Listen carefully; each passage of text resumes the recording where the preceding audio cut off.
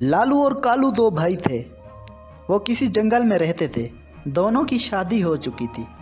लालू और कालू एक दिन खाने की तलाश में घर से दूर चले जाते हैं। इसी सफ़र के दौरान लालू मर जाता है और कालू अकेला वापस घर आ जाता है। जब लालू की बीवी नीलू उसकी खबर सुनती है तो वो बहुत गमज़दा हो जाती है और ज़ारों कतार रोने लगती है। कुछ दिन बाद नीलू एक अंडा देती है और कालू की बीवी पीलू भी एक अंडा देती है। दोनों अंडे को सीने लगती हैं। कुछ दिनों बाद पीलू के अंडे से नन्हा सा बच्चा निकलता है। कुछ ही देर बाद नीलू के अंडे में भी दरारें पड़ती हैं और उसमें से भी एक प्यारा सा बच्चा निकलता है। बेटा, तू अपने बाप की कमी को पूरा करेगा और मेरा सगा खुदा तुम्हें लंबी उम्र दे। मगर तकदीर को कुछ और ही मंजूर था। नीलू चिड़िया को अचानक चक्कर आता है और वो नीचे गिरकर मर जाती है। पीलू ये मंजर देख रही होती है और सोचने लगती है, नीलू, तुमने ये क्या किया? अब इस नन्ही सी जान को कौन पाले पोसेगा?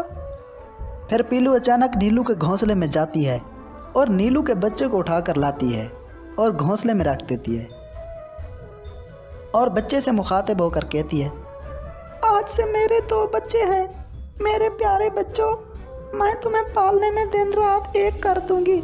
तुम्हें पाल पोस के अच्छी तरबियत देकर होनहार बनाऊंगी। कालू जब शाम को वापस घर आता है तो पीलू उसको सारा माजरा बताती है।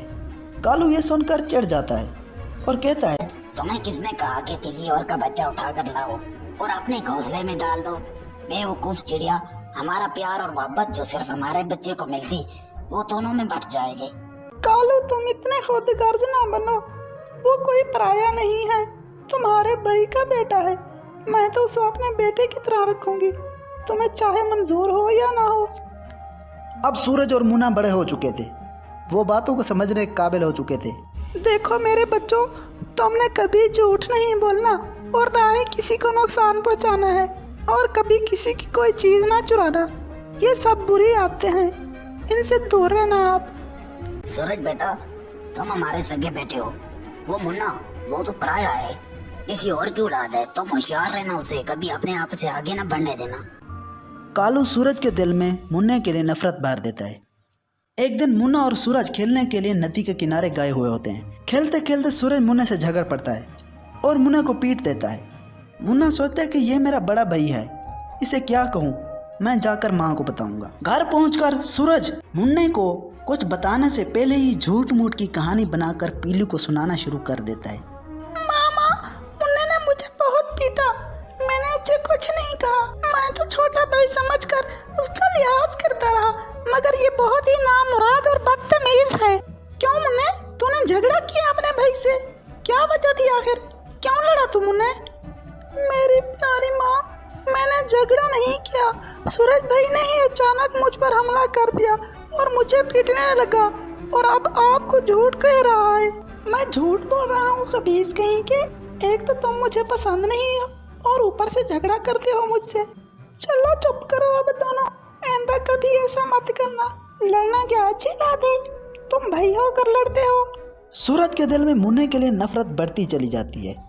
वो सोचने लगता है कि किसी तरह इस मुन्ने को घर से निकलवाया जाए।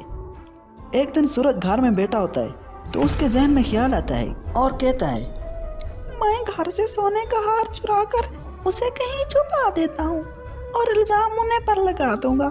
माँ को यह सुनकर गुस्सा आएगा और वो मुन्ने को घर से निकाल देगी। ये सोचकर सूरज घर से सोने का हार चुराकर दूर जंगल में जाकर छुपा देता है।